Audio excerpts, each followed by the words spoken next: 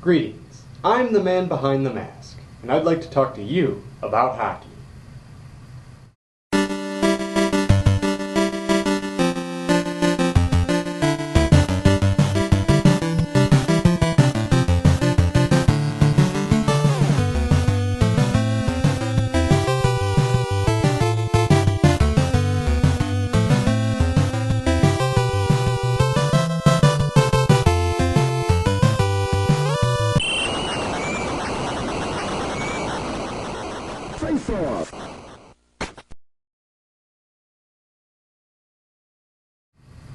Yes, let's talk about hockey, the show that journeys through the history of the sport of ice hockey from its disputed origins to the game we see today.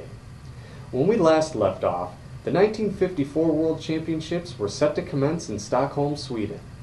This tournament, organized by the International Ice Hockey Federation, which was the new name the LIHG adopted that year, would not only have Canada returning to compete, but also the Soviet Union making their first ever appearance in the World Championships. The debut of the Soviets would be a success, as they defeated Czechoslovakia, West Germany, Finland, Switzerland, and Norway, then tied Sweden before their decisive match against Canada, who had gone undefeated and outscored their opponents 57-5. In the final game, Canada only needed to tie the Soviets in order to win the championship. However, the dump-and-chase style of play that the Canadians used did not work well against the Soviets' five-man offensive style, and the Soviet Union skated to a 7-2 victory and their first world championship, with their star winger Vsevolod Bobrov taking the tournament's top forward honors. After their 1954 loss, the CAHA decided it would only send the Allen Cup winning teams to represent Canada for international events from then on. In 1955, the Pennington Vees from British Columbia would earn the task of going to West Germany to restore Canada's pride. Despite the criticism they received from the Canadian press, the Vees did not disappoint, winning their first 7 games before downing the Soviets 5-0 in the final match to regain their standing as the world's best. However, the Soviets studied their defeat and began reshaping and refining their game against top European teams in preparation for the 1956 Olympic Games. Once the Games were underway, the Soviets easily made it to the medal round, where they again went unbeaten, downing the heavily favored Canadian squad 2-0 to claim their first Olympic gold medal in ice hockey, while the United States, who had stunned everybody by beating Canada 4-1, took home silver, leaving Canada to settle for bronze. Before the 1957 World Championship took place in Moscow, Hungary was occupied by the Soviet Army to suppress a revolution in October and November of 1956, and as a result, the United States and Canada boycotted the World Championships in protest, along with Norway, West Germany, Italy, and Switzerland. With the boycott, the home team Soviets were heavily favored to win the tournament, but Sweden surprised the world when they first beat Czechoslovakia 2-0 thanks to the head of defenseman Vilgot Larsson, as he literally headed the puck away from the Swedish net to save a goal, and in the days before mandatory helmets, received several stitches for his heroics. Then down by 2 goals in the third period against the Soviets, Sweden would rally and tie the game, with the goaltending of Thor Flodkvist and the play of Sven Tomba Johansson guaranteeing the final 4-4 draw, giving Sweden the gold since the Soviets had previously only tied Czechoslovakia. The full spectrum of teams would return for the 1958 championships in Oslo, Norway, and Canada looked to avenge their 1956 losses suffered in Italy. With Bobrov, along with other veterans, leaving the game, a changing of the guard had happened with the Soviet squad, and the Canadians looked to use this to their advantage as the championship once again came down to them and the Soviets. In the final period of the final match, the Soviets and Canadians would each exchange goals, keeping the game tied at 2, until the last 3 minutes of the game when Bobby Addersley scored to put Canada on top. The game would end in a 4-2 win and gold medal for Canada, with the Soviet Union and Sweden coming in at second and third in the tournament. The Canadians would repeat their gold performance in the 1959 World Tournament in Prague, though it was even closer this time, as both Canada and the Soviet Union had matching 4-1 records. Thus, Canada was awarded the title because of their higher goal difference throughout the tournament. Geared up for another Canadian-Soviet showdown at the 1960 Winter Olympics in Squaw Valley, California, no one expected the United States to come out as the tournament's powerhouse. Behind the goaltending of Jack McCartan, the U.S. would down Sweden 6-3, then shot Canada 2-1 and the Soviet Union 3-2 before facing Czechoslovakia in the final match. Trailing the Czechs 4-3 going into the third period, it is said that the Soviet team captain, Nikolai Sologubov, rushed into the U.S. locker room saying, "Oxygen! Oxygen!" advising the U.S. team members to inhale oxygen to relieve their fatigue, while also showing that, at least in the sport of hockey, the rivalry between the Soviets and Czechs at times surpassed that of their Cold War enemy, the United States. Whether or not it made a difference is hard to say, but the U.S. would go on to score 6 goals in the third period to win the game 9-4 and claim their first ever Olympic gold medal in ice hockey in what is known today as the Forgotten Miracle. The 1961 World Championships brought the return of the Trail Smoke Eaters Club to the world stage, as they reprised their role as Canada's representative team. And like they did in 1939, the Smokies went undefeated, with a 1-1 tie against Czechoslovakia being the closest to defeat that they came, as they returned home as world champions once more.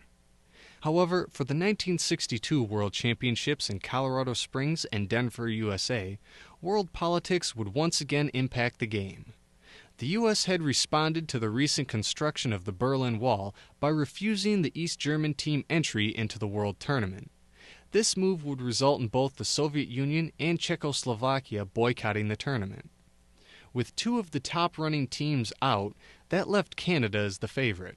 However, Sweden would stun them 5-3 en route to going 7-0 for the 1962 title. Sweden would make a run at repeating in 1963 with a 6-1 record in the World Tournament. However, the Soviets matched them with a 6-1 record of their own and topped them with a higher goal difference by outscoring their opponents 50-9 to claim their 3rd world title. This was just the start for the Soviets, though, as they would be crowned the champions of the Olympics and World Championships for the next 8 straight years, and then another 13 more times from 1973 to 1990 after they avenged their 1972 World Championship loss to Czechoslovakia. Additionally, in 1969 they would take hold of the newly established European Cup Tournament, a competition for champions of national leagues introduced in 1965 by the IIHF, when they beat the 3-time defending champion Czechoslovakia. And with the exception of the Czechs' 1977 win, the Soviets would maintain their hold on the European Cup every year from 1969 to 1990. This Soviet streak was helped to remain strong when Canada withdrew from international ice hockey competition between 1970 and 1977. Since European teams were constantly improving, the Canadian Amateur Hockey Association felt their amateur players could no longer be competitive, and pushed for the ability to use players from professional leagues. At the IIHF Congress in 1969, the IIHF voted to allow Canada to use 9 non-NHL professional players at the 1970 World Championships that were going to be held in Canada for the first time. However, the decision to allow the use of professionals was reversed in January of 1970. International Olympic Committee President Avery Brundage was opposed to the idea of amateur and professional players competing together, and said that ice hockey's status as an Olympic sport would be in jeopardy if the change was made. In response, Canada withdrew from international ice hockey competition and waived their rights to host the 1970 World Championship, so it was held in Stockholm, Sweden instead. The Soviets, though, missed the competition that the Canadian teams brought to the tournament. So arrangements for an 8-game series between the Soviet national team and a Canadian team that featured the country's best professional NHL players was made. And in September of 1972, the Summit Series between the 2 biggest hockey powers in the world commenced. The 8-game series consisted of 4 games in Canada and 4 games in the Soviet Union, and showcased many great Soviet players previously unknown in North America, such as Valery Harlamov, Alexander Yakushev, and especially Vladislav Tretiak, who dominated several of the series games. But at the time, the NHL was considered to be where the best hockey players played. Therefore, the public consensus in North America was that the Soviets were simply no match for Canada's best and were expected to lose all 8 games. But in Game 1, the public was shocked when the Soviets tied the game at 2 by the end of the first period, then went on to win the game 7-3. Canada would respond with a 4-1 victory in Game 2, but the Soviets would force them to settle for a tie in Game 3 before beating them in Games 4 and 5. Presenting Canada with the daunting task of having to win all 3 remaining games in order to win the series. Luckily for Canada, they would pull out 1-goal game wins in Games 6 and 7 to keep their hopes alive. However, in the third period of Game 8, with the series and score tied, a member of the Soviet delegation informed Canada that if the score and series remained tied, the Soviets would claim victory based on goal differential. But in the final minute of play, Phil Esposito got off a good shot, and with just 34 seconds remaining in the game, Paul Henderson, in perhaps the most famous moment in Canadian sports history, knocked the rebound in. This play is widely known as the goal heard round the world, and gave Canada the win in the game and thus the series. The success of the 1972 Summit Series would first lead to another Summit Series in 1974, where the Soviets faced players from the World Hockey Association instead of the NHL, and went on to win the series 4-1 to 3. Next would come the series of matches between Soviet clubs and NHL clubs, known as the Super Series, held on numerous occasions from 1976 to 1991.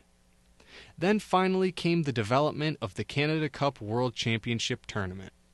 Held on 5 occasions between 1976 and 1991, the Canada Cup, which took place during the NHL offseason, was created to meet demand for a true world championship that allowed the best players from participating nations to compete, regardless of their status as professional or amateur, and was sanctioned by the International Ice Hockey Federation, Hockey Canada, and the National Hockey League. Canada would win the tournament 4 times, in 1976, 1984, 1987, and 1991, while the Soviet Union captured the championship once in 1981. Shifting back to the World Championships, even after Canada re-entered international competition in 1977, after the IIHF finally allowed professionals to compete, the tournament remained in the hands of the Soviet Union and Czechoslovakia until 1990, with the exception of Sweden's 1987 World Championship. In the Olympic Games, the story was pretty much the same, as the Soviets took home gold 4 times in a row from 1964 to 1976. But in the 1980 Games in Lake Placid, New York, a young ragtag squad of amateur players, primarily from Minnesota and Massachusetts, took the tournament by storm, leading up to one of the most memorable upsets in world hockey history, as they were able to beat the unbeatable Soviets 4-3, before defeating Finland 4-2 to earn the second ever Olympic gold medal in ice hockey for the United States, in what is known today as the Miracle on Ice. However, the Soviets would once again be the team to return home with gold medals in the next 2 Winter Olympics in 1984 and 1988. In the European Cup and the World Championships, it would be Sweden that finally ended the Soviet reign by winning both titles in 1991. Though later that same year, the Soviet Union would dissolve on December 26th, with Russia being recognized as the legal successor to the Soviet state on the international stage.